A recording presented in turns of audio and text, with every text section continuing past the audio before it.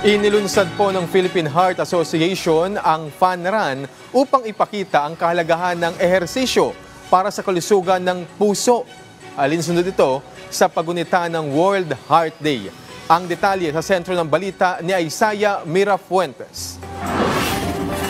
Ngayong ginugunita ang World Heart Day, ang Philippine Heart Association ay bumuo ng programa kaisang mga doktor ng puso sa iba't ibang panig ng bansa. Sa pamamagitan ng Fun Run, nais nilang maipakita sa taong bayan ang kahalagahan ng pag-eehersisyo sa kalusugan ng ating puso. Ayon kay Dr. June Aventura, Direktor ng Philippine Heart Association, atake sa puso ang nangungunang dahilan ng kamatayan sa bansa.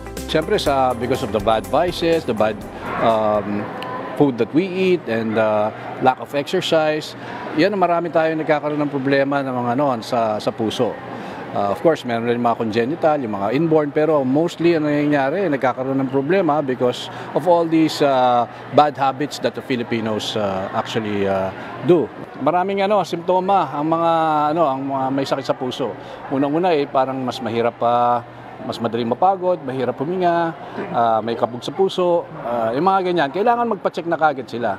Alam naman siguro ng mga tao na pagka maraming pagkain na masama o kaya nag-smoke o kaya hindi nag-exercise, prone talaga. Lalo na kung medyo tabain tayo at hindi batak. Sa Pilipinas, mayroon tayong 2,400 registered cardiologist.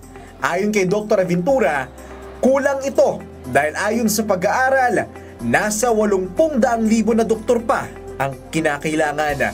Pero posible na nating maabot ang kakulangang ito dahil may mga paaralan na para dito. Maliban sa Fun Run, nagsagawa rin sila ng libreng physical check-up para sa mga dumalo. Paalala ng PHA, mahalaga ang pag-ehersisyo, pero dapat masabay nito ng wastong nutrisyon at balanseng diet para sa mas maayos at ligtas na buhay. Isaiah Mirafuentes para sa Pambansang TV sa Bagong Pilipinas.